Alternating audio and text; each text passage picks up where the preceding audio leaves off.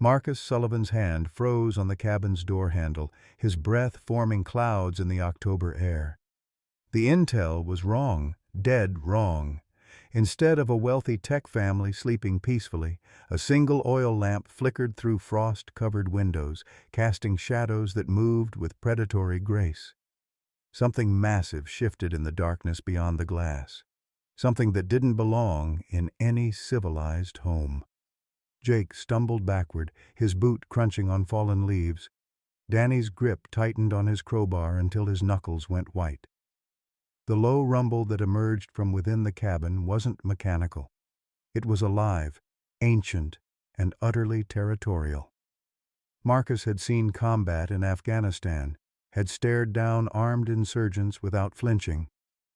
But the sound that now vibrated through the cabin walls made his military-trained instincts scream retreat.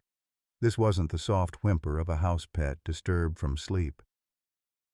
"Ghost, we need to abort," Jake whispered, using Marcus's old Army nickname. But Marcus was already calculating angles, exit strategies, backup plans, all while that otherworldly growl continued to build like distant thunder. What kind of family kept something like that as protection? And more importantly, what would happen when they woke it up? Leave a like and share your thoughts in the comments along with the city you're watching from now. Let's continue with the story. The Cascade Mountains stretched endlessly beyond the Mitchell family cabin, their peaks disappearing into low-hanging clouds that promised rain before dawn. 15 miles from the nearest neighbor, the log structure sat like a forgotten sentinel among towering Douglas firs, connected to civilization only by a winding dirt road that became impassable during winter storms. Emma Sarah Mitchell pulled her grandmother's quilt tighter around her shoulders as she turned another page of To Kill a Mockingbird, required reading that felt ironically appropriate given her current circumstances. At 16, she possessed the kind of quiet maturity that comes only from loss, the sort that settles into young bones and refuses to leave. 18 months had passed since the drunk driver crossed the center line on Highway 20, taking her parents instantly. 3 months since COVID complications claimed her paternal grandparents, leaving her truly alone for the first time in her life. The oil lamp flickered on the coffee table, casting dancing shadows across family photographs that served as painful reminders of better times. Her parents' wedding picture sat beside graduation photos, vacation snapshots, and report cards proudly displayed on the refrigerator, a shrine to a life that felt increasingly distant. Social services believed she was staying with a distant aunt in Portland while they arranged foster placement. The truth was simpler and more complicated. Emma had chosen to remain in the only home she'd ever known, surviving on her grandparents' modest savings and the vegetables from their garden. Storm lifted his massive head from where he lay sprawled across her feet, ice-blue eyes scanning the room with an intelligence that often unsettled visitors. At 4 years old, the wolf-dog hybrid stood 32 inches at the shoulder and weighed nearly 120 pounds, far larger than any domestic dog had a right to be. His silver-gray coat caught the lamplight, revealing the wild genetics that made him both beautiful and dangerous. Emma had found him as a 6-week-old pup, whimpering beside his dead mother on a hiking trail, likely abandoned by his pack due to the domestic dog genetics that marked him as different.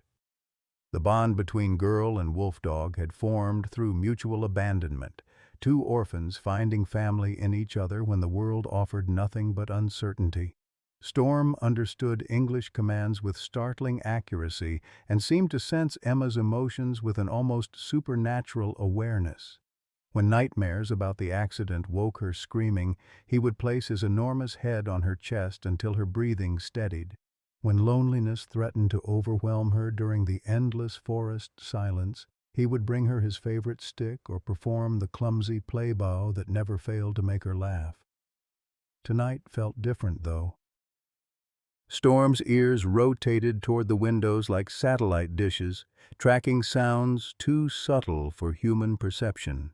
His nostrils flared as he tested scents carried on the evening breeze. Emma had learned to trust his instincts completely. In the wilderness, they had kept her alive more than once. She reached down to scratch behind his ears, feeling the tension in his powerful neck muscles. "What is it, boy?" Storm's low growl rumbled through the floorboards like distant thunder. The autumn night had settled into the kind of profound silence that only exists miles from civilization, where the absence of human noise allows every natural sound to carry with startling clarity. Emma set down her book and listened to Storm's continued growling, a sound that seemed to emanate from somewhere deep in his chest and reverberate through the cabin's wooden floors. Outside, 3 men moved through the darkness with practiced efficiency. Marcus Sullivan checked his watch, 10:47 p.m., and gestured silently to his companions.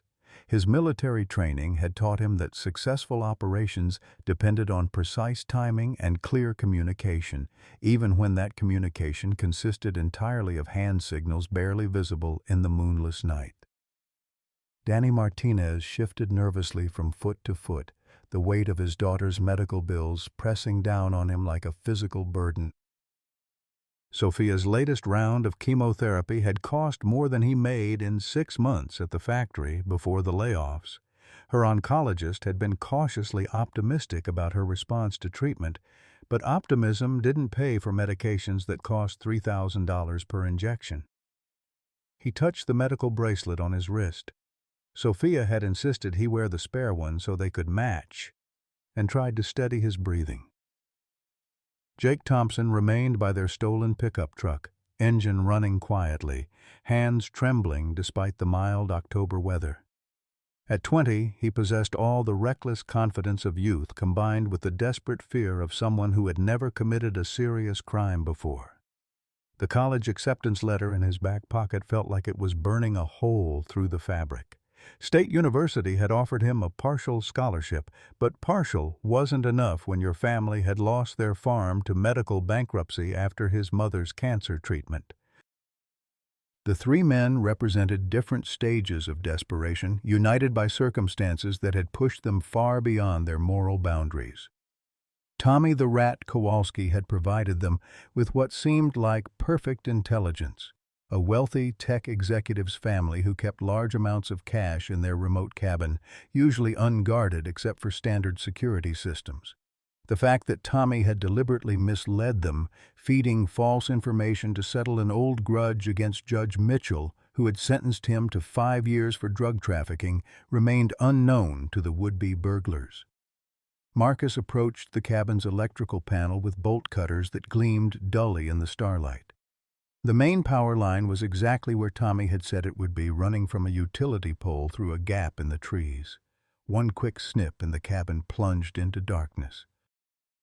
Marcus waited 30 seconds, listening for any sounds of alarm or confusion from inside, but heard nothing except the wind moving through the Douglas firs. Inside the cabin, Emma felt Storm's body go rigid beneath her touch. The power outage didn't surprise her. Autumn storms frequently knocked down power lines in this remote area. But Storm's reaction suggested something far more threatening than weather.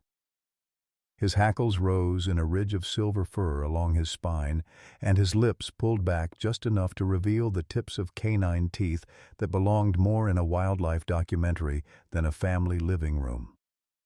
"Easy, boy," Emma whispered, but she trusted Storm's instincts completely.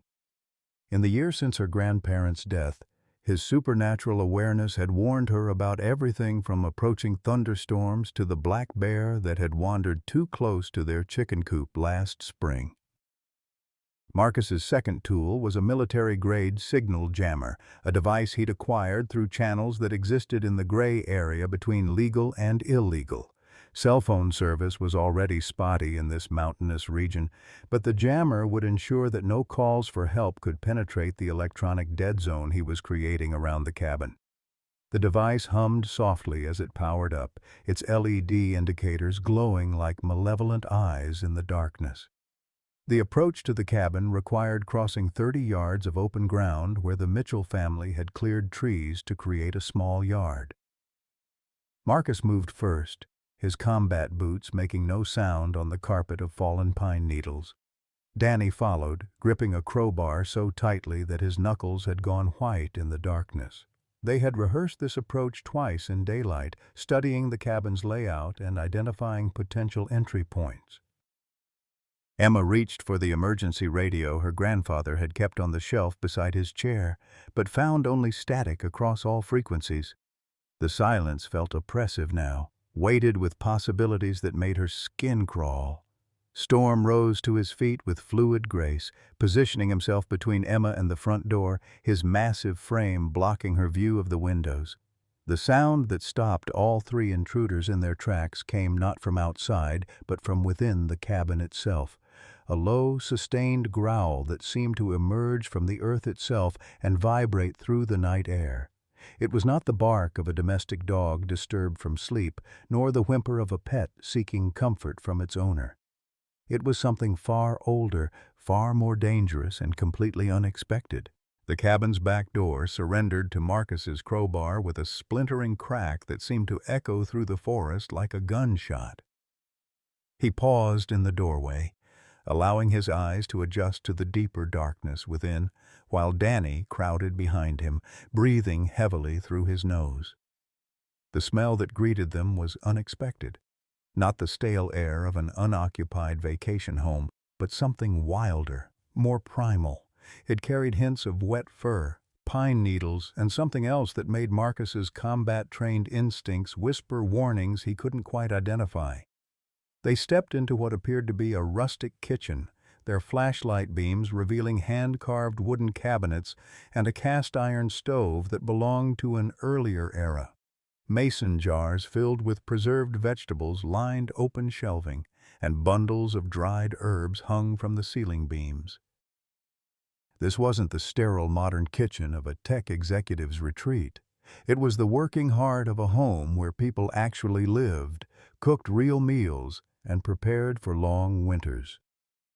Danny's beam swept across a refrigerator covered in what looked like a child's artwork. Crayon drawings of animals, school photos, and report cards held in place by magnets shaped like forest creatures. His stomach twisted as he recognized the innocent domesticity of it all. This looked exactly like his own kitchen, where Sophia's drawings competed for space with medical appointment reminders and prescription receipts. The sound came again, deeper this time, vibrating through the floorboards beneath their feet with an intensity that seemed to reach into their chests and squeeze. Marcus had heard wolves in Afghanistan, had listened to their haunting calls echoing across mountain valleys during night patrols. But those had been distant, wild things, separated from human habitation by miles of harsh terrain. This sound was coming from inside the house, from something large enough to make the wooden structure itself seem to resonate with its warning. They moved through the kitchen toward what appeared to be a living area, their flashlight beams dancing ahead of them like nervous scouts. Marcus's military training had taught him to process tactical situations quickly, but nothing in his experience had prepared him for the scene that materialized in the combined glow of their lights. A teenage girl sat curled in an oversized armchair, an open book in her lap and an oil lamp flickering on the side table beside her. She looked up at them with startling calmness, her gray eyes reflecting the flashlight beams without showing the panic or terror they had expected. Her long brown hair was pulled back in a simple ponytail, and she wore the kind of comfortable clothes, flannel shirt and worn jeans, that suggested she had been settling in for a quiet evening at home. But it wasn't the girl that made both men freeze in place. Lying across her feet like a living fur rug was the largest canine either of them had ever seen outside of a zoo. The creature's head alone was the size of a dinner plate, and its shoulders looked broad enough to support a saddle. Silver-gray fur caught their lights and seemed to shimmer with an otherworldly quality that spoke of wilderness genetics no domestic breeding program had ever produced. The animal's eyes opened slowly, revealing irises of such pale blue They seemed almost white in the artificial light. Those eyes fixed on the intruders with an intelligence that was immediately, unsettlingly apparent. This was not the confused awakening of a pet disturbed from sleep. This was the calculated assessment of a predator evaluating potential threats to its territory and pack. Marcus's hand instinctively moved toward the pistol tucked into his waistband, but the girl's voice stopped him cold. "I wouldn't do that if I were you," Emma said quietly, her tone carrying none of the fear or pleading they had anticipated. Instead, she sounded almost conversational, as if commenting on the weather or offering advice about local road conditions. The wolf dog rose to its feet with liquid grace, and both men involuntarily stepped backward as they realized the true scale of the animal. Standing, its head reached nearly to Emma's shoulder, and its weight was clearly substantial enough to knock a grown man to the ground without effort. Muscles rippled beneath its thick coat as it positioned itself between the girl and the intruders, its massive head lowering into what Marcus recognized as a classic predator's stalking posture. Danny's hands shook as he gripped his crowbar tighter, the metal slick with nervous sweat. The medical bracelet on his wrist caught the flashlight beam, a small reminder of why he was here, of the daughter who needed him to come home with money for her treatment. But looking at the creature before him, he began to doubt whether any of them would be going home at all. The growl that emerged from Storm's throat was unlike anything either man had heard before. It wasn't the bark or snarl of a domestic dog defending its territory. It was something far older, far more dangerous, the sound of a wild predator warning competitors away from a kill, or a mother wolf protecting her cubs from a bear. The sound seemed to fill the cabin, resonating off the wooden walls and floors until the entire structure seemed to vibrate with barely contained violence. Marcus's tactical mind raced through possibilities. They were trapped in an enclosed space with what was clearly a wild animal large enough to kill any of them in seconds. The girl seemed to have some control over it, but that control might evaporate the moment they made any threatening move. Their guns would be useless if the animal moved quickly enough, and at this close range, it would definitely move quickly enough. Jake's voice crackled through the radio clipped to Marcus's belt. "Ghost, you guys okay in there? I heard something break." Marcus keyed the radio without taking his eyes off the wolf dog, whose ears had swiveled toward the sound of the transmission. "We're encountering unexpected complications, kid. Stand by." Emma's hand rested gently on Storm's neck, her fingers disappearing into his thick fur. The simple gesture somehow made the situation even more surreal. This slip of a teenage girl, alone in the wilderness, with a creature that belonged in wildlife documentaries rather than family homes. "Now then," she said, her voice still unnaturally calm, "I think we need to talk." The standoff stretched through minutes that felt like hours, with Storm's low growl providing a continuous soundtrack to the tension that filled the cabin's living room.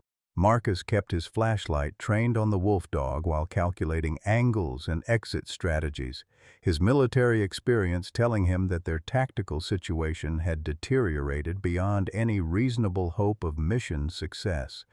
Danny shifted nervously behind him, the crowbar in his hands suddenly feeling inadequate against an opponent that outweighed him by 40 pounds and possessed natural weapons honed by millions of years of evolution. Emma broke the silence first, her voice carrying the kind of steady calm that comes from someone who has already faced the worst losses life can offer. "You're looking for money," she said, not phrasing it as a question. "Someone told you there was cash here. Probably a lot of it. But whoever gave you that information was either lying or badly mistaken." Marcus studied her face in the flickering lamplight, noting the maturity in her expression that seemed far beyond her apparent age. This wasn't a terrified child pleading for her life. This was someone who understood the situation and was attempting to negotiate from a position that should have been hopeless. The girl's composure was almost as unsettling as her massive guardian. "Tommy Kowalski sent you, didn't he?" Emma continued, and Marcus felt his blood chill at the casual mention of their informant's name. "He probably told you about a wealthy tech executive who keeps large amounts of cash in a remote cabin.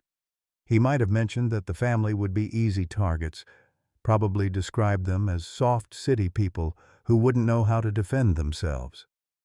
Danny's grip tightened on his crowbar as he realized their intelligence had been compromised from the beginning. The medical bracelet on his wrist caught the light as his hands trembled, a reminder of Sophia's upcoming treatment schedule and the mounting bills that had driven him to this desperate choice. "How do you know about Tommy?" he managed to ask, his voice rougher than he intended. Emma's smile held no warmth, only the bitter knowledge of someone who had learned hard lessons about human nature. "Tommy had a grudge against my grandfather, Judge Mitchell. Grandpa sentenced him to 5 years for drug trafficking about 6 years ago. Tommy swore he'd get even someday." She gestured around the modest cabin with its handmade furniture and simple decorations. "This was his revenge, sending armed men after what he thought was a helpless old man and his family." The pieces clicked together in Marcus's mind with the inexorable logic of a well-planned military operation gone catastrophically wrong. They hadn't stumbled into an unexpected situation. They had been deliberately led into a trap, used as unwitting instruments in someone else's revenge plot. The realization brought with it a cold fury that had nothing to do with their current predicament and everything to do with being manipulated by a two-bit criminal with delusions of grandeur. Storm's hackles remained raised, his pale blue eyes tracking every subtle movement the two intruders made. When Danny shifted his weight from one foot to the other, the wolfdog's head swiveled toward him with predatory focus, and the growl deepened by several octaves. Emma's hand never left his neck, her fingers maintaining constant contact with his thick fur in what appeared to be both a comfort gesture and a control mechanism. "The truth is," Emma continued, her voice taking on a storytelling cadence that suggested she was sharing information she rarely spoke aloud, "there never was any money here. My grandfather was a county judge, not a tech executive. He and my grandmother lived on his retirement pension and what they could grow in their garden.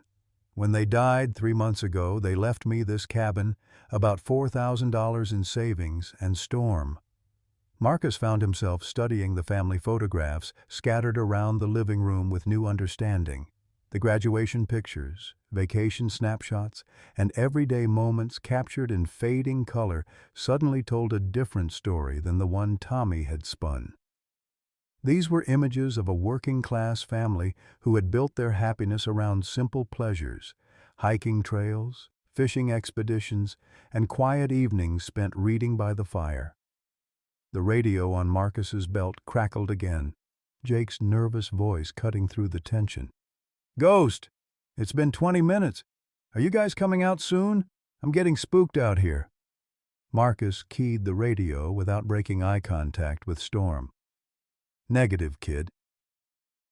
We're going to be here a while longer. Maintain your position and stay alert." Emma tilted her head slightly, a gesture that was unconsciously mirrored by her wolfdog companion. "Your driver sounds young," she observed. "Probably not much older than me. First time doing something like this?" Danny surprised himself by answering. "He just turned 20. Needs money for college." The admission slipped out before he could stop it, driven by exhaustion and the growing realization that their carefully planned robbery had become something entirely different. "And you?" Emma's gray eyes shifted to Danny, taking in the medical bracelet, the slight tremor in his hands, the way he kept glancing toward the door as if calculating escape routes. "You don't look like a career criminal either." "Something happened. Something that pushed you past your normal boundaries." Danny felt tears threatening at the corners of his eyes as the weight of his daughter's illness pressed down on him like a physical force. "My little girl," he whispered, the words barely audible above Storm's continued growling. "She's got leukemia. The treatments, they cost more than I make in a year." Emma's expression softened almost imperceptibly, and Marcus noticed that Storm's growl decreased slightly in volume, as if the animal were somehow responding to the genuine pain in Danny's voice. The wolf dog's intelligence was becoming increasingly apparent. He wasn't just reacting to physical threats, but seemed to be reading the emotional undertones of the conversation with uncanny accuracy. "How old is she?" Emma asked quietly. "5," Danny replied, his voice breaking on the word. "She loves unicorns and finger painting and those little plastic horses. She calls me Daddy Bear and thinks I can fix anything." He looked down at his hands, still gripping the crowbar that now felt like the most shameful object he had ever touched. "She doesn't understand why Daddy can't fix this." The silence that followed was different from the hostile tension that had dominated the room since their arrival. Storm's growl faded to barely audible levels, though his muscles remained coiled for instant action. Emma seemed to be processing something, her fingers absently stroking the thick fur of her companion's neck while she studied the two men who had invaded her home. Marcus broke the quiet with a question that surprised even himself. "What happened to your parents?" Emma's hand stilled on Storm's neck, and for the first time since their confrontation began, her composure wavered slightly. "Drunk driver," she said simply. "Highway 20 about 18 months ago. Head-on collision." She paused, gathering herself. "The other driver walked away without a scratch. Isn't that always how it works?" The bitter irony wasn't lost on any of them. They were armed criminals who had broken into the home of an orphaned teenager, yet somehow she had become the one offering them something that resembled understanding. Marcus felt the familiar weight of his own losses pressing against his chest, the memory of Tyler's laughter, and the sound of gunshots echoing through Sandy Creek Elementary School. "My son was 7, he found himself saying, the words emerging without conscious decision. "School shooting. I was deployed overseas when it happened. Couldn't even come home for the funeral until 2 weeks later." He met Emma's steady gaze. "His mother blamed me for not being there to protect him. She wasn't wrong." Storm's pale blue eyes shifted between the three humans, his supernatural intelligence apparently processing the complex emotional currents flowing through the room. The wolf dog's posture remained alert and protective, but something had changed in the quality of his attention. He was still ready to defend Emma with his life, but he seemed to recognize that the immediate threat level had somehow decreased. Emma reached for a framed photograph on the side table beside her chair, turning it so the intruders could see the image clearly. The picture showed a younger version of herself standing between two adults in hiking gear, all three smiling broadly at the camera with a mountain vista stretching behind them. "These were my parents," she said softly. "Mom was a high school biology teacher. Dad worked for the Forestry Service. They brought me out here every summer since I was little." Danny studied the photograph, seeing in it an echo of his own family's happier moments, the pictures of Sophia's birthday parties and zoo visits that decorated their refrigerator at home. "They look like good people," he said quietly. "They were," Emma replied. "When they died, I came to live with my grandparents here. Then the pandemic hit, and they both got sick within a week of each other. I was with them at the end, holding their hands while they—" She trailed off, unable to finish the sentence. Marcus felt something crack inside his chest, a hairline fracture in the armor he had built around his heart after Tyler's death. This girl had lost everyone who mattered to her, yet she sat there with quiet dignity while armed strangers invaded her home. She possessed a strength he wasn't sure he had ever managed to find, even after years of military training designed to forge resilience in the face of overwhelming adversity. "So now it's just you and him," Marcus said, nodding toward Storm, who had finally allowed his growl to fade into silence while maintaining his protective stance. "That's right," Emma confirmed. "Just us against the world." She scratched behind Storm's ears, and the massive animal leaned into her touch with obvious affection. "Social Services thinks I'm staying with a distant aunt in Portland while they arrange foster placement. The truth is, I can't leave him, and no foster family is going to take in a wolf-dog hybrid who weighs more than most people." The implications of her situation hit all three men simultaneously. This wasn't just a teenager living alone in a remote cabin. This was a girl who had deliberately chosen to remain hidden from authorities rather than be separated from the only family she had left. She was living off the grid, surviving on whatever resources her grandparents had left behind, all to protect an animal that most people would consider dangerous. Danny lowered his crowbar completely, the metal tool suddenly feeling impossibly heavy in his hands. "You saved him, didn't you?" he asked, somehow understanding without being told. "When he was little." Emma nodded, her eyes growing distant with memory. "I found him on a hiking trail when he was about 6 weeks old. His mother was dead, probably shot by a rancher, and the pack had abandoned him. He was starving, covered in fleas, barely alive." She looked down at Storm, who gazed back at her with obvious devotion. "I carried him 3 miles back to my parents' car. They said we couldn't keep him, that he was too dangerous, but you couldn't let him die," Marcus finished, understanding completely.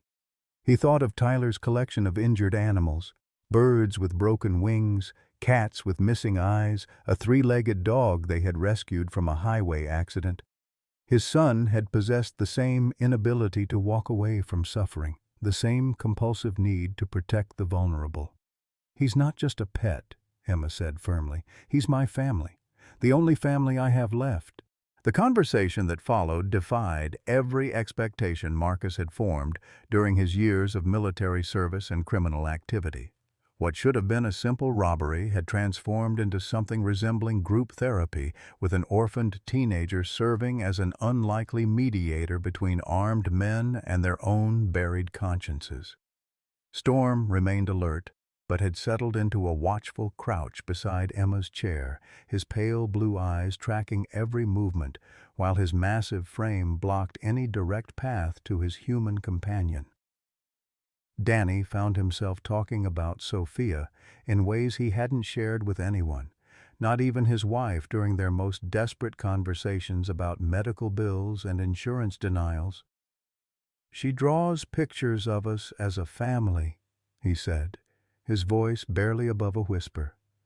"Always the same thing. Me, her mom, and her, holding hands under a rainbow.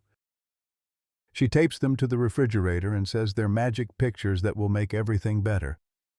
Emma listened without judgment, her gray eyes reflecting the oil lamp's flickering light.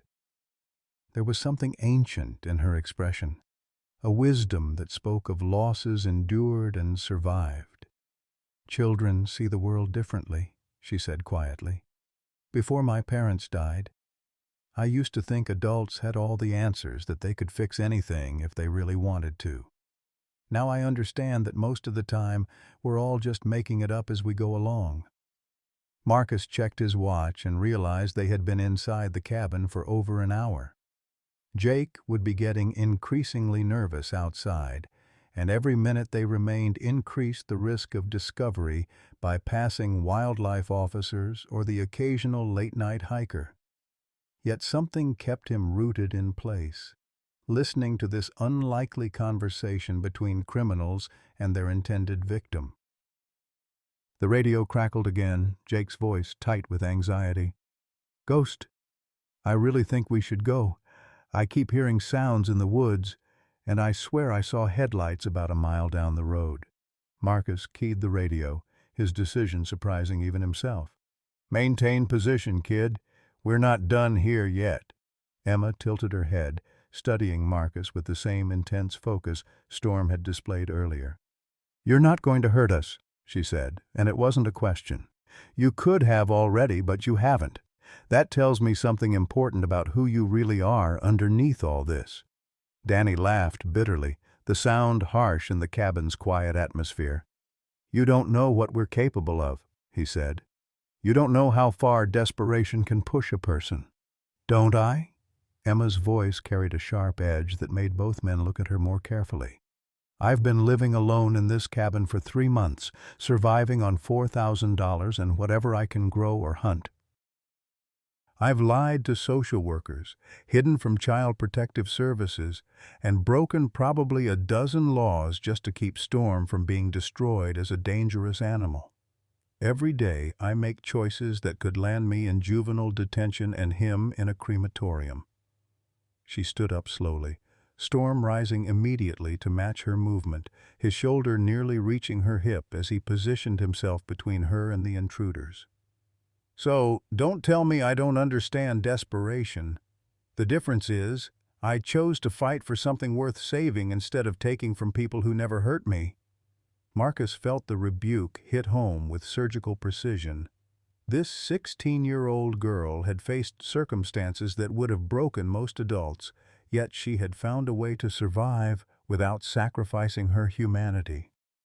Meanwhile, he had allowed his own losses to transform him into exactly the kind of predator who would terrorize innocent families in their homes. The weight of Tyler's memory pressed down on him like a physical burden, bringing with it the familiar cocktail of grief, rage, and self-recrimination that had driven him to increasingly destructive choices over the past 5 years. His son had been the kind of child who brought injured animals home from school, who cried during sad movies, who believed that every problem could be solved with enough kindness and persistence. "My boy would have hated what I've become," Marcus said, the admission torn from someplace deep in his chest.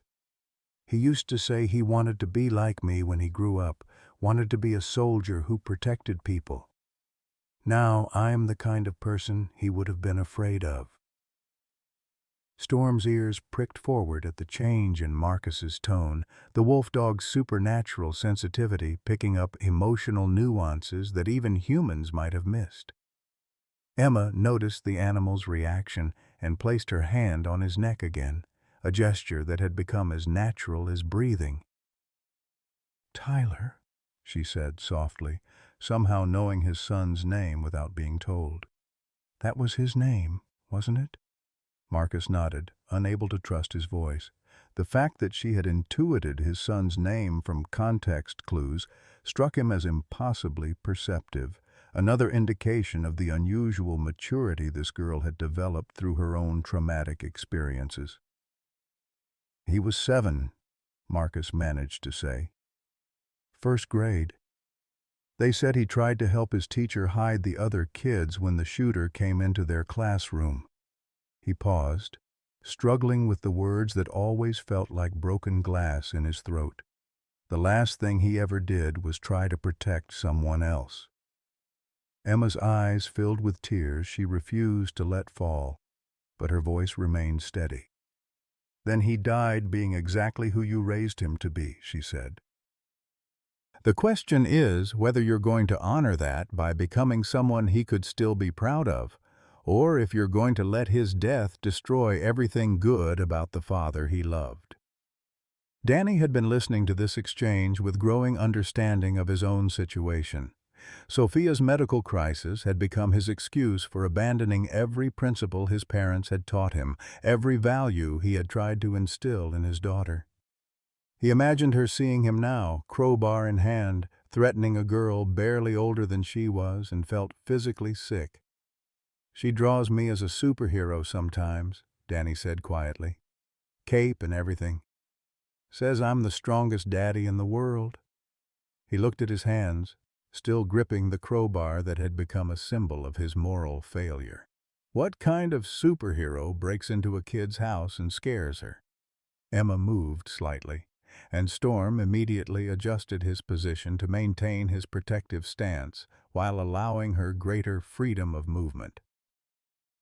The coordination between girl and wolf dog was seamless, speaking to years of shared experience and mutual trust. "The kind who realizes he's made a mistake and does something about it," she replied. Marcus found himself studying the family photographs that lined the cabin's walls, seeing in them reflections of his own lost happiness. The hiking trips, birthday celebrations, and quiet moments captured in these images told the story of people who had built their lives around love rather than fear or anger. Emma's parents had created exactly the kind of home he had tried to build with Tyler's mother. Before deployment schedules and the demands of military service had begun eroding their foundation. "We should go," he said suddenly, the decision crystallizing with startling clarity. "This was wrong from the beginning, and staying here won't make it right." Danny looked at him in confusion, then at Emma, who was watching both men with an expression of cautious hope. "What about the money?" Danny asked. "What about Sophia's treatments?" "There is no money," Marcus replied. "There never was. We've been chasing a lie told by a bitter man who wanted to hurt an innocent family." He met Emma's eyes. "I'm sorry. For breaking in, for scaring you, for being the kind of man who would do this in the first place." Storm's growl had faded to complete silence, though his muscular frame remained coiled for instant action. The wolf dog seemed to understand that the immediate threat had passed, but his protective instincts kept him alert and ready. Emma's hand moved in slow, soothing strokes along his neck, a gesture that appeared to calm both of them. "I accept your apology," Emma said simply. "But you can't just walk away from this and pretend it never happened. You broke into my home, terrorized me, and put Storm in a position where he might have had to hurt someone to protect me. There have to be consequences." Marcus felt a cold knot form in his stomach as he realized the full implications of their situation. Emma could call the police the moment they left, could provide detailed descriptions that would lead to their arrest within hours. More importantly, she would be entirely justified in doing so. They had committed multiple felonies, and the fact that they were leaving empty-handed didn't erase the crimes they had already committed. "What do you want from us?" he asked, genuinely curious about what this remarkable girl would consider appropriate justice. Emma was quiet for a long moment, her fingers working through Storm's thick fur while she considered her answer. The oil lamp flickered, casting shifting shadows across the cabin walls as the flame danced in a breeze that came from somewhere neither man could identify. "I want you to prove that tonight meant something," she said finally. "I want you to go home and be the fathers your children need you to be. Danny, find legal ways to help your daughter.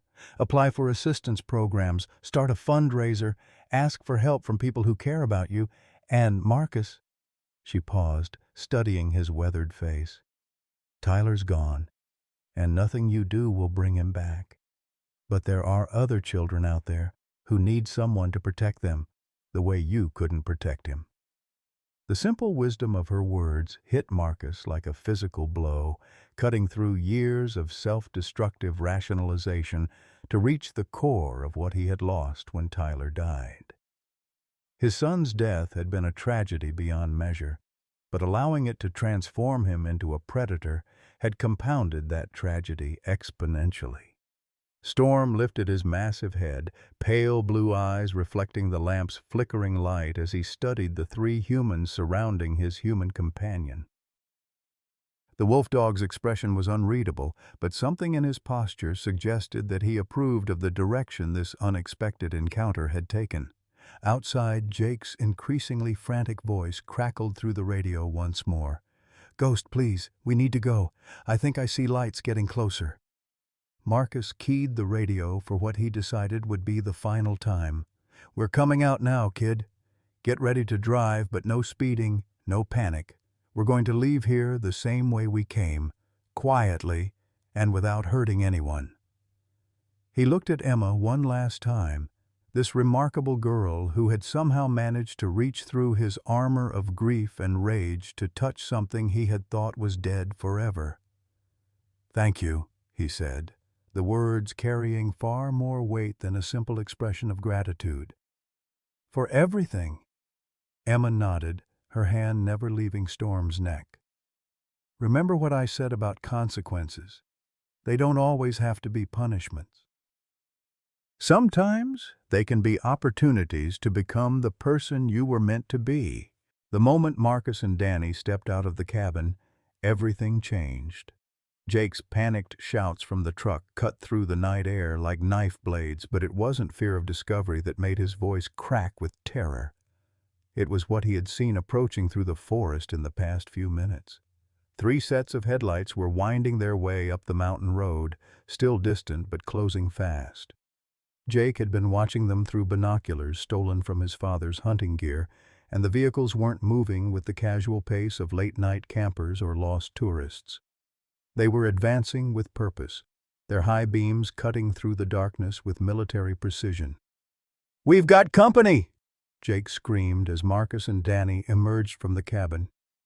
3 vehicles, maybe more behind them. They're coming fast. Marcus felt his blood turn to ice water as he recognized the tactical formation approaching through the trees.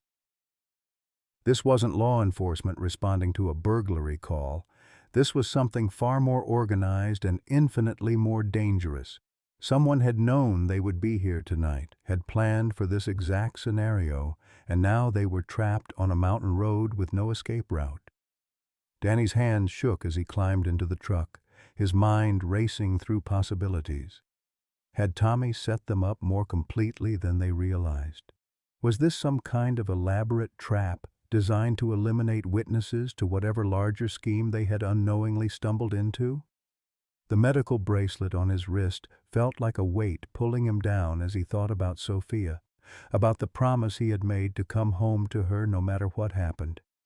Jake gunned the engine, gravel spraying from beneath their tires as he spun the truck around in the narrow clearing beside the cabin.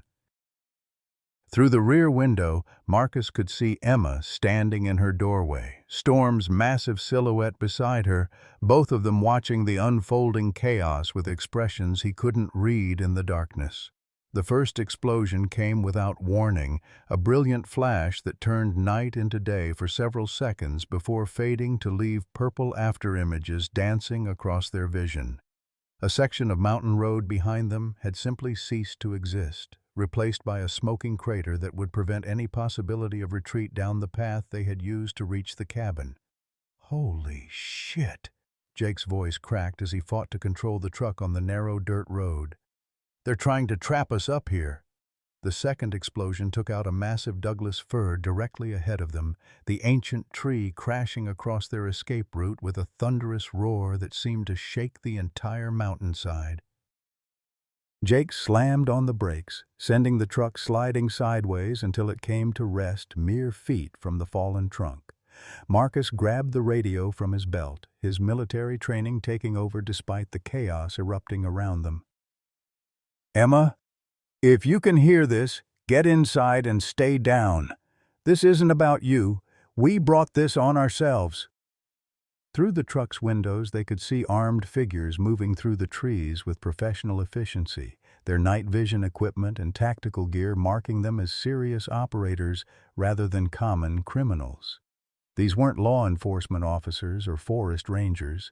They were something far more dangerous, and Marcus's worst fears about Tommy's true connections were crystallizing into terrifying reality.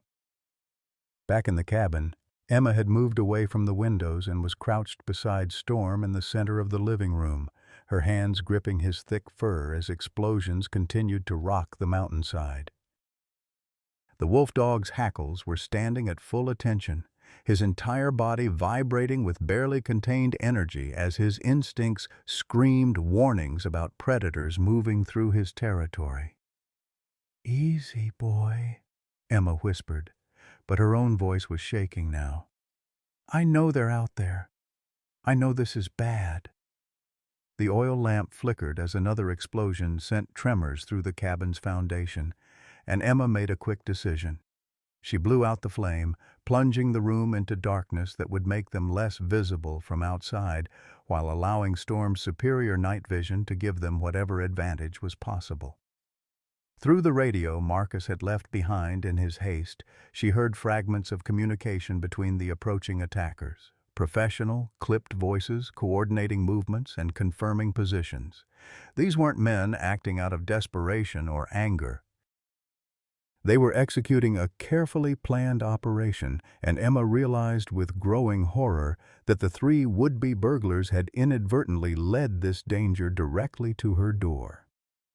Outside, Marcus's tactical assessment of their situation was growing more grim by the second. The fallen tree blocked their forward progress, the crater prevented retreat, and armed figures were advancing through the forest from at least 3 different directions.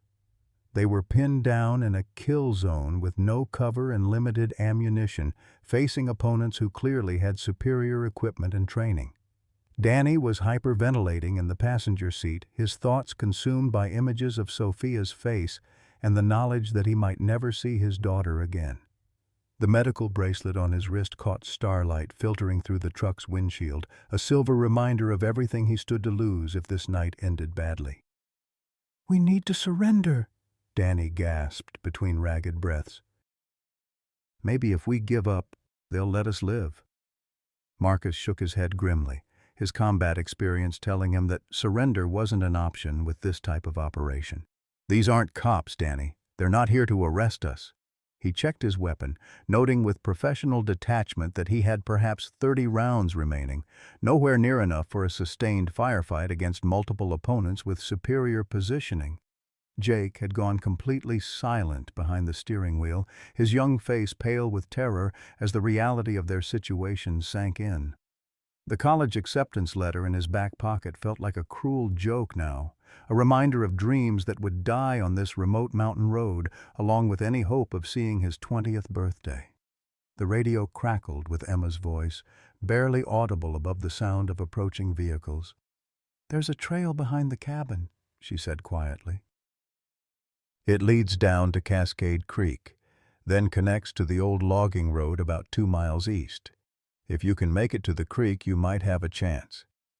Marcus keyed the radio, torn between gratitude and guilt at involving this remarkable girl in their desperate situation. "Emma, you need to hide. These people aren't here for you, but they won't hesitate to hurt you if you get in their way." "I'm not going anywhere," came her steady reply. "This is my home, and I don't abandon family." Through the truck's rear window, Marcus could see Storm's pale blue eyes reflecting starlight as the wolf dog positioned himself between the cabin and the approaching threat. The animal's protective instincts had been triggered by the explosions and the scent of strangers moving through his territory, and Marcus realized with a mixture of admiration and dread that both Emma and her extraordinary companion were preparing to make a stand. The first gunshots rang out as Jake tried to restart the truck engine, bullets shattering the rear window and sending glass fragments cascading across the seats. Marcus returned fire through the broken window, his shots aimed more at suppressing the attackers than hitting specific targets in the darkness. "The trail!" Emma's voice came through the radio again. 30 yards behind the cabin marked by 3 white rocks. "It's your only chance." Danny made the decision for all of them, kicking open the passenger door and rolling out into the night. "Come on!" he shouted to his companions. "She's right. Staying here means dying here." Marcus and Jake followed, abandoning the truck as bullets continued to pepper the area around them. They ran toward the cabin in a desperate sprint, trusting their lives to the directions of a 16-year-old girl who had every reason to let them face the consequences of their choices alone. Storm's howl cut through the night air like a battle cry, the sound echoing off the mountainsides with primal intensity that spoke of wild places and ancient loyalties. The wolf dog had positioned himself at the edge of the tree line, his massive frame backlit by muzzle flashes as he prepared to defend his territory against all intruders, both the men who had broken into his home and the new threat that had followed them there. Emma appeared in the cabin's doorway, her slight figure dwarfed by Storm's bulk, but radiating a determination that Marcus recognized from his own military experience. She had made her choice, and like her extraordinary companion, she would see it through, regardless of the cost. The explosions had stopped, replaced by the steady crack of rifle fire and the occasional burst from automatic weapons. Whatever forces Tommy had unleashed on this remote mountainside, they had come prepared for war, and Emma Mitchell, orphaned, alone, and armed with nothing but courage and a wolf dog's loyalty, was about to find herself in the center of a battle that would test every lesson her short, difficult life had taught her about survival. The truth that emerged from the chaos was far more complex and devastating than anyone could have anticipated. As Marcus, Danny, and Jake crouched behind the cabin with Emma and Storm, the sounds of gunfire gradually faded into an ominous silence that felt more threatening than the explosions had been. Through the broken radio, fragments of communication revealed the shocking reality of their situation. "Target secured," came a voice through the static. "No sign of the package. Repeat, the Mitchell cache is not at this location." Emma's blood ran cold as she heard her family name spoken by these armed strangers. This wasn't about the botched robbery at all. These people had come specifically for something connected to her grandfather, something valuable enough to justify a military-style operation on a remote mountain. Marcus grabbed the radio, his military training helping him piece together the tactical communications. "Cash?" he whispered to Emma. "What kind of cash would your grandfather have had?" Emma's mind raced through memories of her grandfather's secretive behavior in the months before his death. Judge Mitchell had been acting strangely, making frequent trips to the courthouse after hours, speaking in hushed tones on phone calls that ended abruptly when she entered the room. She had attributed it to his failing health and the stress of retirement. But now she realized there had been something far more significant happening. "He was investigating something," she said quietly, the pieces clicking together with horrible clarity. "About 6 months before he died, he started getting death threats, anonymous letters, phone calls in the middle of the night. He said it was just cranks upset about his sentencing decisions, but—" Storm's ears pricked forward as voices approached their hiding spot, and the wolf dog's growl rumbled so low it was more vibration than sound. Through the darkness they could see tactical lights sweeping the area around the cabin, searching for any sign of the people they knew had been present during the attack. Danny's hands shook as he clutched his daughter's medical bracelet, the silver catching starlight that filtered through the forest canopy. The realization that they had stumbled into something far larger and more dangerous than a simple burglary made him think of Sophia with desperate intensity. His little girl's drawings of their family were still taped to the refrigerator at home, magical pictures that were supposed to make everything better. "Movement near the tree line," came another voice through the radio. "Could be our missing persons or local wildlife. Thermal imaging shows multiple heat signatures, at least one significantly larger than human normal." Jake pressed himself against the cabin's log wall, his college acceptance letter, now feeling like a monument to naive dreams in a world that had suddenly revealed its capacity for violence and betrayal. At 20, he had believed that good intentions and hard work were enough to overcome any obstacle. Tonight was teaching him that some situations offered no good choices, only degrees of catastrophe. Emma reached into her jacket pocket and withdrew a key she had carried since her grandfather's funeral, a small brass item that had come with a cryptic instruction to use it if anyone ever comes looking for what they shouldn't have. At the time, she had thought it was the confused rambling of a dying man, but now she understood it had been a warning. "There's a safe deposit box," she whispered to Marcus, "at the bank in Millfield. Grandpa gave me the key before he died, said it contained insurance in case something happened to him." Marcus studied her face in the dim light, recognizing the expression of someone who had just realized they possessed information that could get them killed. His own experience with classified materials and need-to-know intelligence told him that Judge Mitchell had likely uncovered something significant enough to make powerful people nervous. The tactical team was methodically searching the area around the cabin, their professional approach indicating they had extensive resources and weren't operating under normal legal constraints. These weren't law enforcement officers following procedural guidelines, they were private contractors or government operatives conducting an off-the-books operation. Storm's behavior became increasingly agitated as the searchers approached their hiding spot, the wolf dog's protective instincts warring with his intelligence. Emma could feel the tension in his massive frame as he struggled between the desire to defend his territory and the need to remain hidden. His pale blue eyes reflected the tactical lights that swept across the forest, creating an otherworldly effect that made him look like a creature from ancient legends. "We need to move," Marcus whispered. "They're going to find us here." Emma nodded toward the trail she had mentioned earlier, barely visible in the starlight as it wound down through the Douglas firs toward Cascade Creek. "The path is steep and narrow," she said quietly, "but Storm knows it well, and those tactical lights will make them visible from a distance if they try to follow." Danny's thoughts turned to his wife waiting at home, probably asleep beside their daughter's hospital bed while Sophia underwent another round of overnight treatments. He had promised to return with money for the next phase of her therapy, had sworn that this one desperate act would solve their financial problems. Instead, he had stumbled into a conspiracy that could destroy what remained of his family.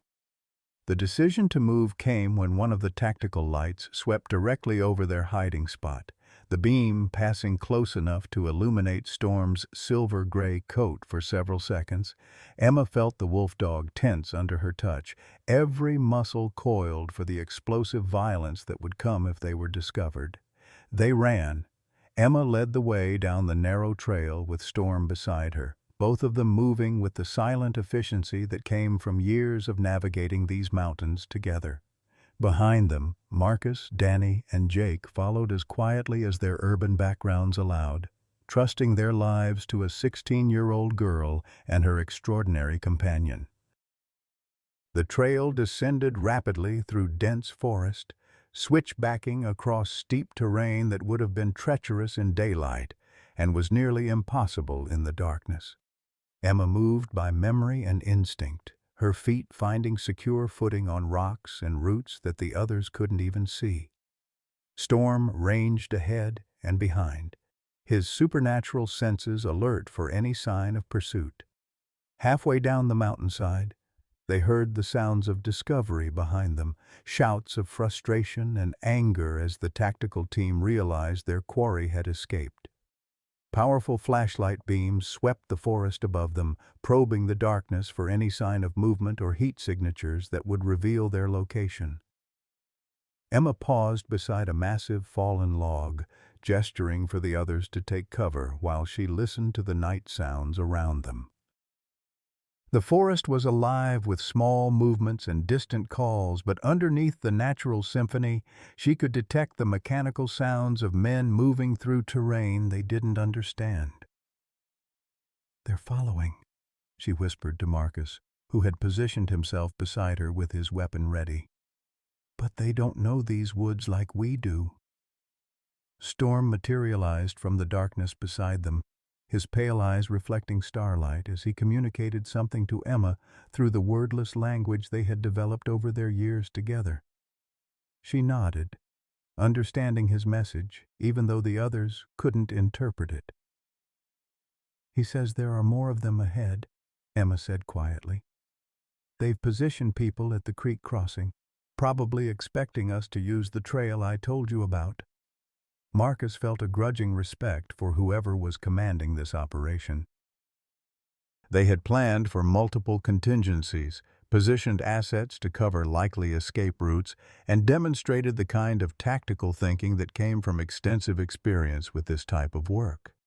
Danny was breathing heavily from the steep descent, his factory workers' conditioning no match for the demands of mountain terrain and darkness. The medical bracelet on his wrist caught on a branch, the brief sound seeming impossibly loud in the forest silence. He thought about Sophia's trust in him, about the drawings she made of him as a superhero, and felt the weight of his failure crushing down on him.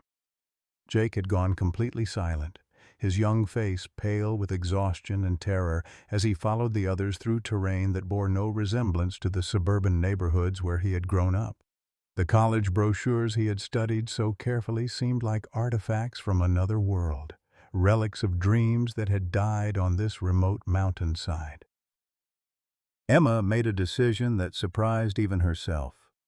Instead of continuing toward the creek where armed men waited in ambush, she led them laterally across the mountainside, following game trails and deer paths that would be invisible to anyone who hadn't spent years learning to read the forest's subtle signs.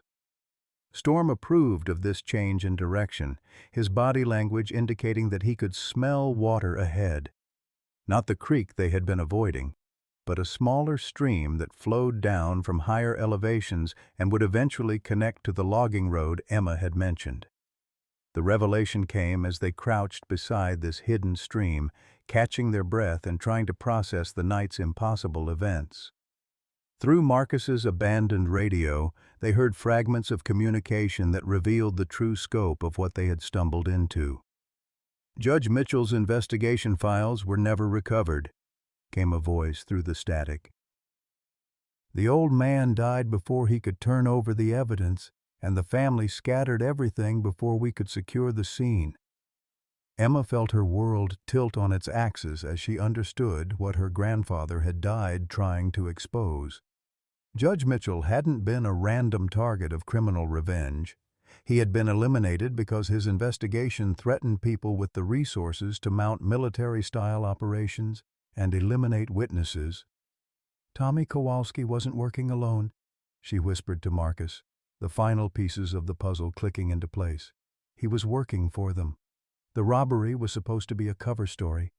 They thought I had whatever Grandpa was hiding, and they wanted it to look like a random crime when they took it. Marcus studied her face in the starlight, seeing in her expression the same cold fury he had felt when Tyler's killer had walked free on a legal technicality.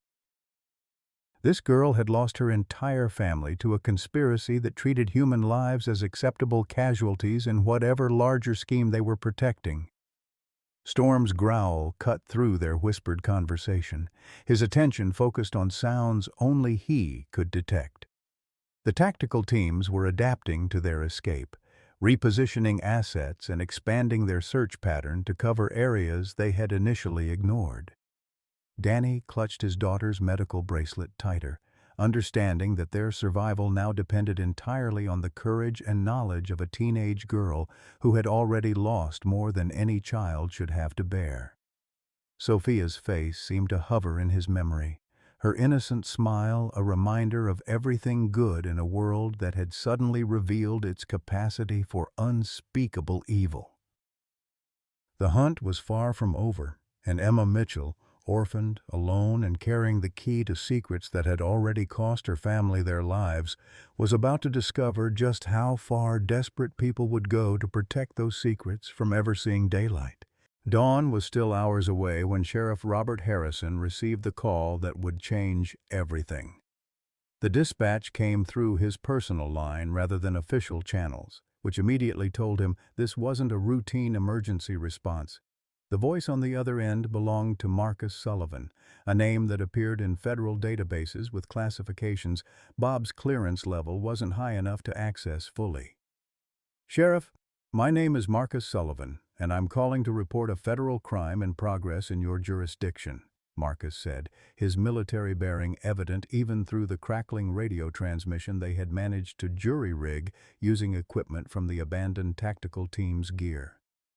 "Multiple armed subjects have conducted an illegal operation targeting civilians, and there are casualties." Bob Harrison had been sheriff of this rural county for 30 years, and he had learned to recognize when something was far beyond his department's normal capabilities. The coordinated explosions that had lit up the mountainside an hour earlier, the reports of automatic weapons fire from residents living miles away, And now this call from someone who spoke with the clipped precision of special operations personnel, all of it pointed to the kind of situation that usually got handed off to state or federal agencies. But Emma Mitchell was one of his constituents, a girl he had known since she was barely walking, and no bureaucratic protocol was going to keep him from protecting her if she was in danger. Emma crouched beside the hidden stream, her hands working through Storm's thick fur as she processed the conversation she had overheard through the abandoned tactical radio. The wolf dog pressed against her side, his warmth a comfort in the pre-dawn chill that had settled over the mountain forest. The key to her grandfather's safe deposit box felt like it was burning a hole in her jacket pocket, a small piece of brass that had somehow become the center of a conspiracy that had already cost her family their lives. "Tell me about your grandfather's investigation," Marcus said quietly, his voice carrying the tone of someone accustomed to debriefing operations under stress. "Everything you can remember, even details that seemed unimportant at the time." Emma closed her eyes, forcing herself to recall memories she had tried to suppress during the months of grief following Judge Mitchell's death. He was looking into connections between drug trafficking arrests and property seizures in the county, she said slowly. Said there was a pattern that didn't make sense. Too many cases where the arrested dealers had connections to the same real estate company, the same lawyers, the same bail bondsmen. Danny listened from his position against a fallen log, his daughter's medical bracelet catching starlight that filtered through the forest canopy. The irony wasn't lost on him that he had been drawn into crime by medical expenses, while Judge Mitchell had apparently died investigating criminal enterprises that exploited exactly the kind of desperation that had driven Danny to this mountainside. Jake remained silent, his young face pale with exhaustion and the growing understanding that his involvement in tonight's events had made him a witness to something far more significant than a failed robbery.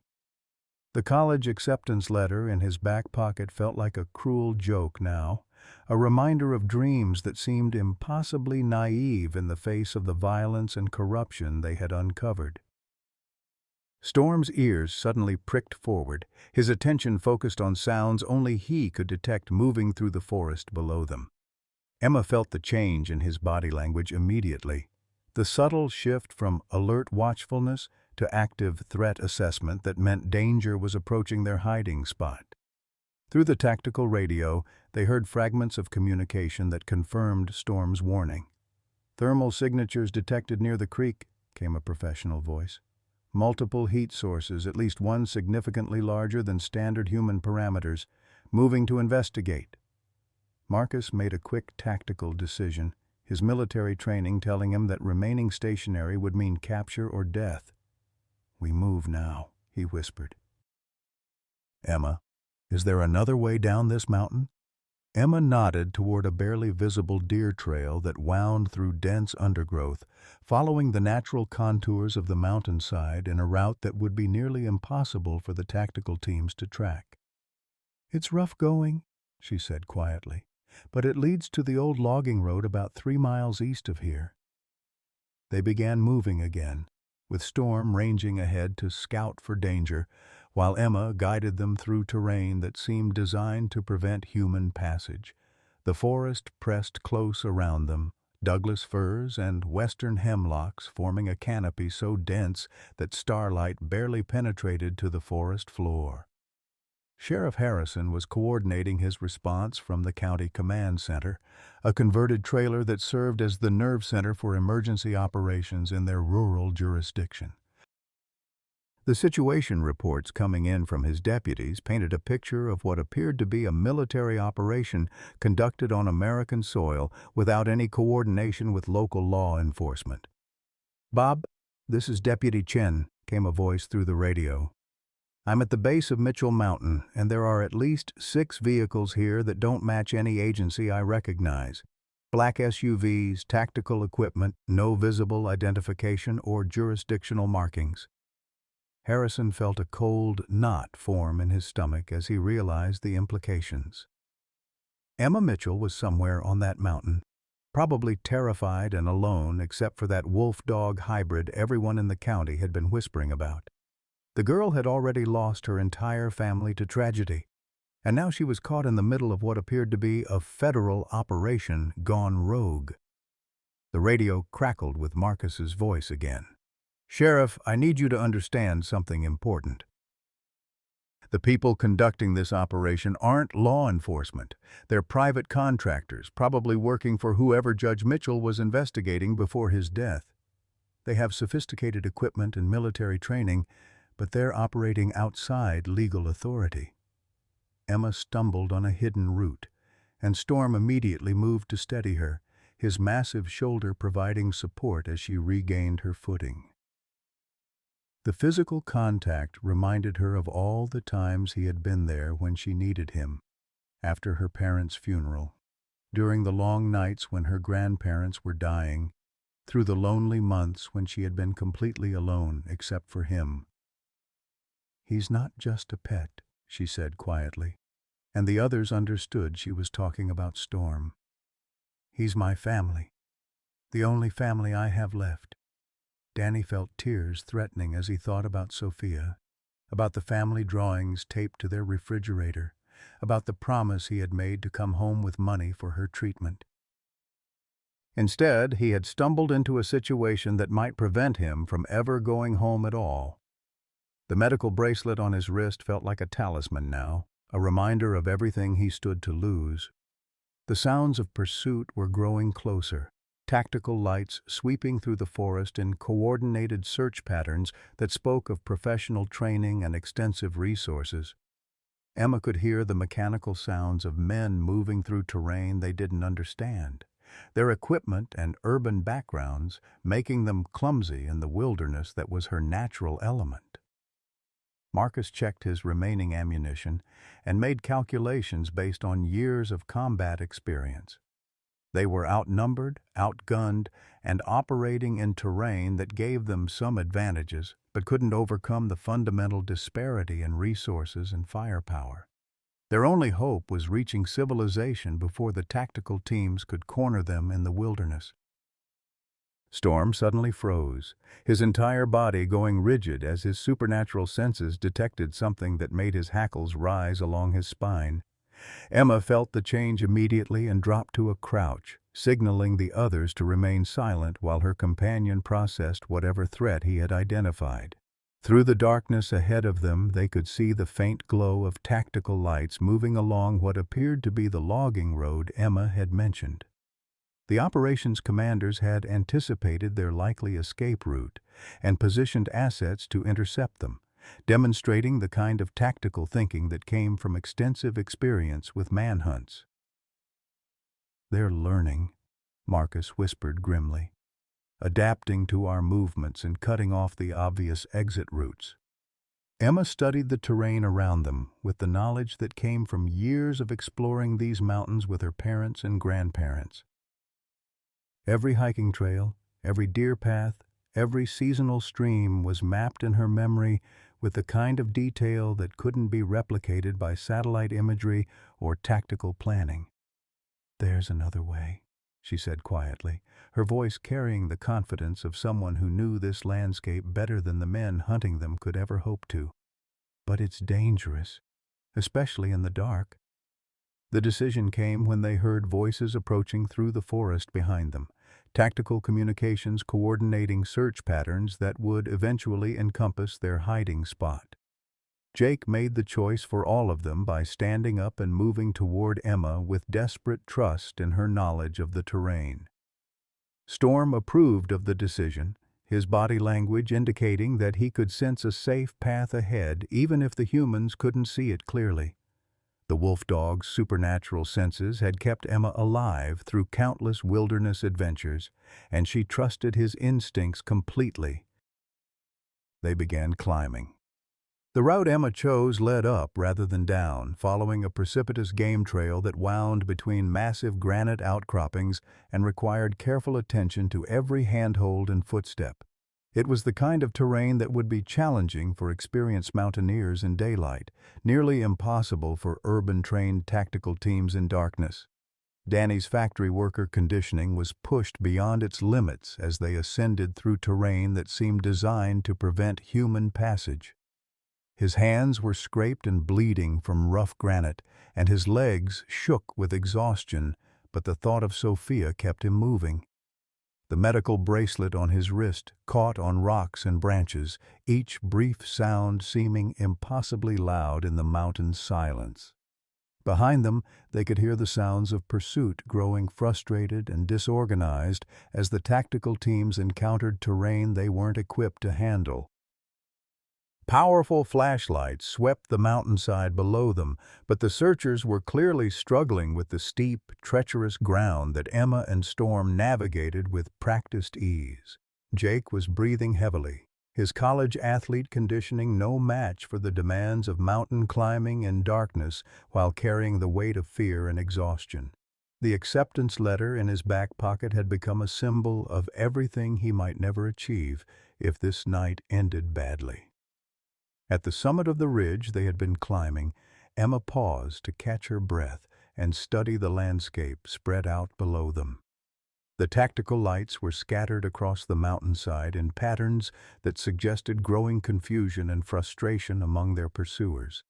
The men hunting them were clearly professional operators, but they were operating in an environment that neutralized many of their technological advantages. Storm materialized from the darkness beside her, his pale blue eyes reflecting starlight as he communicated something through the wordless language they had developed. Emma nodded, understanding his message even though the others couldn't interpret his meaning. "Sheriff Harrison's people are coming up the north slope," she said quietly. "Storm can smell them. Different equipment, different movement patterns." Marcus felt a cautious hope stirring in his chest for the first time since this nightmare had begun.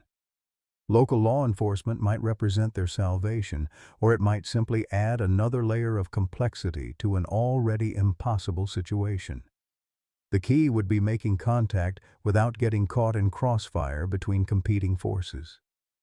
Emma reached into her jacket and withdrew her grandfather's key, the small piece of brass that had somehow become the center of a conspiracy that had already destroyed her family.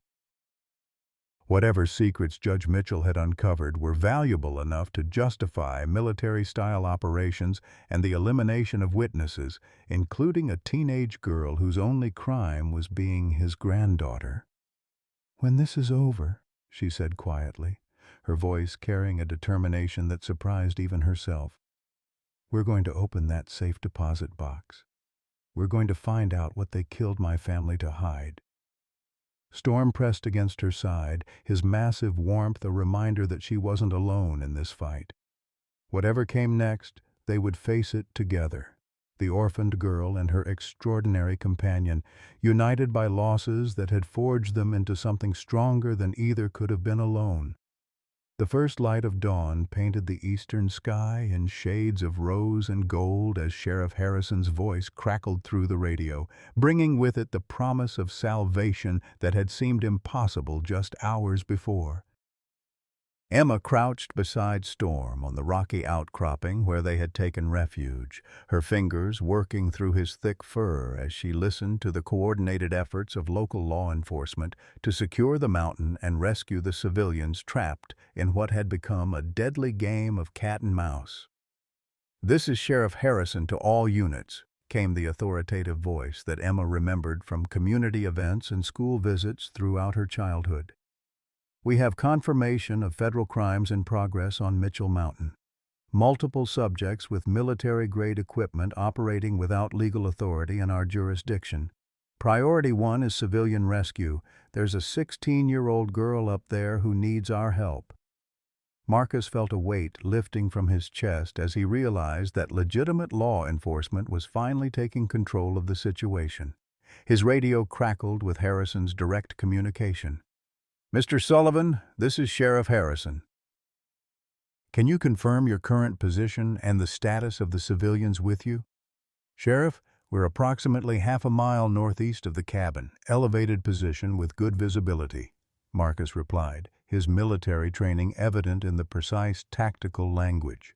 4 civilians, including the Mitchell girl, all uninjured but in need of immediate extraction. We have visual on at least 6 hostile contacts moving in coordinated search patterns below us. Emma's hand found the key in her jacket pocket, the small piece of brass that had become the center of this nightmare. Whatever secrets her grandfather had uncovered were valuable enough to justify the elimination of witnesses, including family members who might have inherited his evidence. The realization that she had been marked for death simply for being Judge Mitchell's granddaughter filled her with a cold fury that reminded Marcus of battlefield moments when ordinary people discovered reserves of strength they never knew they possessed. Storm's ears pricked forward as the sounds of the tactical teams below them changed, their coordinated movements becoming more frantic as they realized that local law enforcement was closing in on their operation. The wolfdog's supernatural senses could detect the approaching vehicles and personnel long before human ears could process the sounds, and his body language indicated that the balance of power on the mountain was shifting. Danny clutched his daughter's medical bracelet as he watched the sunrise paint the forest in shades of hope, thinking about Sophia waking up in her hospital bed and wondering where her daddy had gone. The knowledge that he might actually survive this night and return to his family felt like a miracle, but he also understood that his involvement in the evening's events would have consequences that extended far beyond criminal charges. Jake remained silent, his young face reflecting the profound changes that a single night had wrought in his understanding of the world. The college acceptance letter in his pocket no longer seemed like a ticket to a better future. It felt like a relic from a more innocent time when he had believed that good intentions and hard work were enough to overcome any obstacle. Tonight had taught him that some situations offered no good choices, only degrees of survival. The radio crackled with updates from Sheriff Harrison's deputies as they established a perimeter around the mountain and began the complex process of distinguishing between the legitimate civilians who needed rescue and the armed contractors who had been conducting an illegal operation. "Sheriff, this is Deputy Martinez at Checkpoint 3. We've got eyes on 2 subjects in tactical gear attempting to leave the area via Logging Road 7. They're not responding to verbal commands." Emma stood up slowly, Storm rising immediately to match her movement, and looked out over the forest that had been her sanctuary since childhood. The mountain that had sheltered her family for generations had become a battlefield, but it was also revealing the truth about the forces that had destroyed everything she loved. Her grandfather's investigation into local corruption had apparently uncovered something significant enough to warrant his elimination, and now she was the key to exposing whatever conspiracy had cost her family their lives. Marcus checked his weapon one final time, then made a decision that surprised even himself. He ejected the magazine and set the pistol on the rocks beside him, his hands visible and empty as he prepared to surrender to legitimate authority. "I'm done running," he said quietly. "Done fighting. Time to face whatever consequences I've earned." The sound of helicopters approaching from the east brought with it the promise of medical evacuation and professional rescue operations, but also the knowledge that this mountain would soon be swarming with federal agents and investigators who would want detailed statements from everyone involved in the night's events. Emma understood that her quiet life of hiding from social services was about to end, but she also realized that might not be entirely unwelcome. Storm pressed against her side, his massive head resting against her hip as he sensed the changing dynamics of their situation. The wolfdog had protected her through the darkest period of her life, had been her family when she had no one else. And now he would need protection from a legal system that didn't recognize the bond between a girl and her extraordinary companion. "Sheriff Harrison," Emma said into Marcus's radio, her voice carrying the same steady calm that had impressed the would-be burglars hours earlier. "This is Emma Mitchell.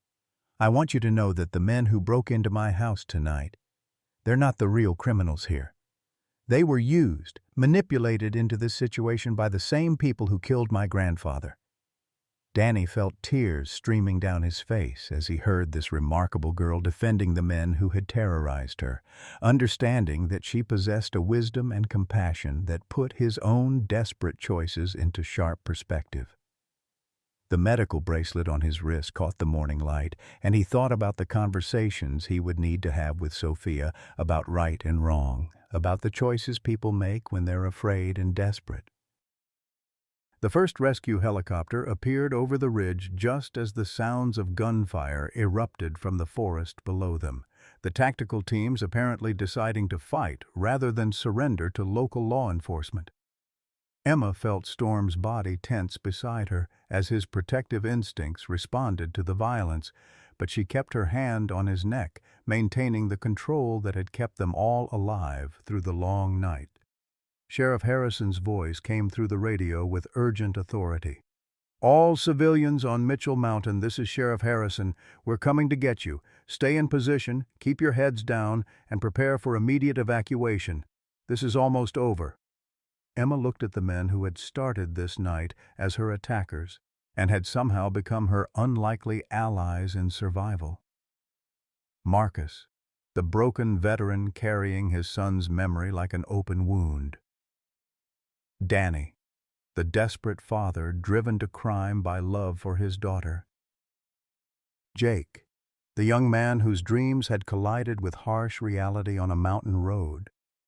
All of them had been victims of circumstances beyond their control, manipulated by forces that treated human lives as acceptable casualties. Storm's howl cut through the morning air, the sound echoing off the mountainsides with primal intensity that spoke of wild places and ancient loyalties. But this time, it wasn't a warning or a threat. It was a victory cry, the song of a survivor who had protected his pack through the darkest night and lived to see another dawn. As the rescue helicopter descended toward their position, Emma felt her grandfather's key warming in her palm. Soon, she would open that safe deposit box and discover what Judge Mitchell had died trying to expose. The truth would finally see daylight, and the people responsible for destroying her family would face justice. But first, she had promises to keep. To Storm, who had never faltered in his loyalty. To the broken men who had found unexpected redemption in protecting rather than harming. And to herself, the orphaned girl who had discovered that family wasn't just about blood relations, but about the bonds forged in moments when everything seemed lost.